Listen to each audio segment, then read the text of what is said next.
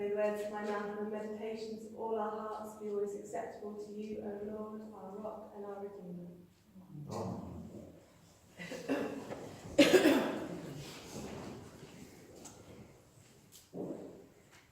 Something incredible has happened over the last 18 months that you have been witness to. It's an incredible feat, something which many people would never have believed possible. I've been preaching here for a year and a half, and I have never mentioned Doctor Who in a sermon. A miracle to behold, for sure. Doctor Who, well, the classic series, 1963 to 1996, if you're interested, is one of my greatest passions in life.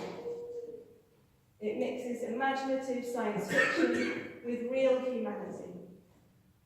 The Doctor travels throughout time and space with friends, saving the world from power-crazed geniuses, evil robots, and badly made props.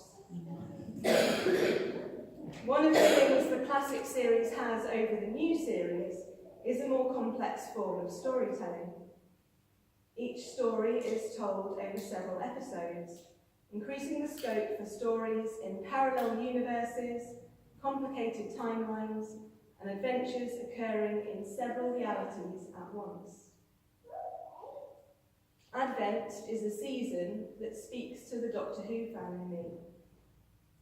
Jesus was born 2,000 years ago, and yet in just over a week's time, we are hoping he will be born again for us in a very real way. And looking perhaps further ahead, though we don't know when the hour will come, we are anticipating his final coming. It might be considered the resolution of the adventure of Christianity. In a way, Advent makes us all time travellers, glimpsing 3 different moments in Christ's relationship with the world. In a way, we are always Advent people. And of course, we are also always Christmas people, and Easter people, and people of Pentecost, and any other festival we may care to mark. We are used to holding several seemingly contradicting realities together at once. Christ has died, Christ is risen, Christ will come again. In Advent, perhaps this is reimagined as Christ was foretold, Christ is coming, Christ will come again. That's why the seasonal nature of the church's year is so important. Without any time travel required, we are able to give special attention to each of these modes of being, and so have a faith that has different tones, emotions, and colours. Colour is, of course, a visual reminder of what mode we are in, and in Advent we are in purple mode. I recently passed a Christmas card in a shop, and something about it caught my eye, and at first I really couldn't work out what it was. It was an image of an Advent wreath, and it said something unthreateningly religious, like Christmas blessings, or something like that. And it eventually clicked that the 4 candles on the outside of the wreath were white, and the candle in the middle of the wreath was purple. And it took me quite a while to work that out, and I thought, this looks weird, why does it look weird? And then I realised it's because they've got the colours the other way around. And as you can see from our wreath, that's not what my subconscious was expecting. Years have ingrained in me that purple symbolises the penitential aspect of Advent, the acceptance that we're at a stage within ourselves and in the world as a whole that's incomplete. The white candle of Christmas Day representing the peace and joy of Christ's birth. To have them the other way around made me feel odd. And yet I was also aware that to be caught feeling uneasy about the colour of some candles is totally ridiculous. My friends in other denominations would no doubt laugh and say, trust the Anglicans take the colour of candles too seriously. They would also go back to celebrating Advent without being bothered about these things at all. But I do think these little signposts are more than just pretty additions to the church. I think they can help us experience our seasonal life more deeply. Today, Andrea very beautifully lit the pink candle. Given that colour gives us a clue what mode we are in, it shows us that today is slightly different to the other Sundays in Advent. Pink is somewhere between the purple and the white, a taste of the joy to come, but not yet ready to let go of the incompleteness of Advent. Pink tells us that today is Gaudete Sunday, and Gaudete means rejoice. It feels a little different to the other Sundays, which have more of an emphasis on judgment and penitence, as a way of preparing ourselves for Jesus' coming.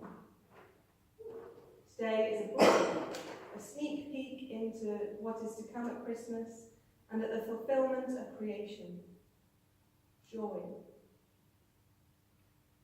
And again, this taster comes without the need to pile into a time machine. Of course, there are difficulties in setting aside a specific day for joy. Life does not always respect our plans for joy. I imagine there will be several of us gathered here who will struggle to feel joy at Christmas because of illness, bereavement, loneliness, or even the pressures that gathering with family or friends can bring.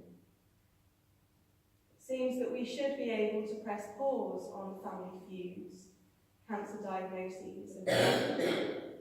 But if anything, the volume of these things does seem to increase at this time of year. Many churches have started holding blue Christmas services, exactly because lots of us feel alienated by the endless singing of Ding Dong Merrily on High, and the need to always answer, yes, of course I'm looking forward to Christmas. Perhaps part of the issue is that we confuse happiness with joy. Henry Nouwen describes joy as the experience of knowing that you are unconditionally loved and that nothing, sickness, failure, emotional distress, oppression, war, or even death, can take that love away. This definition of joy is perhaps more unique and more in keeping with the introspective surroundings of Advent. The reading from the prophet Zephaniah today highlights this kind of rejoicing really well. It begins in quite an upbeat way. Sing aloud, O daughter Zion, shout, O Israel, rejoice and exult with all your heart, O daughter Jerusalem. But further down the passage, it becomes clear that this is a praise that comes from a place of happiness. I will remove disaster from you, so that you will not bear reproach for it. I will deal with your oppressors at that time. I will save the lame and gather the outcast, and I will change their shame into praise and renown in all the earth. At that time I will bring you home, at that time when I gather you, for I will make you renowned and praised among the peoples of the earth, when I restore your fortunes before your eyes, says the Lord. In my Bible, this is entitled A Song of Joy, and yet it is concerning those who are in disaster, oppressed and outcast. The joy is in the hope and trust that God is gathering the people and renewing them. The message comes in sad and desperate circumstances, but it remains joyful nonetheless. The people of Israel have been feeling God's judgment upon them, but even in the midst of that, God's intention to save them is clear. It demonstrates again that people of faith live in two realities, the way things are now and the way they will be in God's kingdom. In the way things are now, there is much to be penitential about as a society, and we have personal responsibility for some of those injustices. But even in the midst of our deepest sorrows and frustrations, we have the joy of knowing that there is another way. That kind of joy does not require us to put on a front and smile all the time.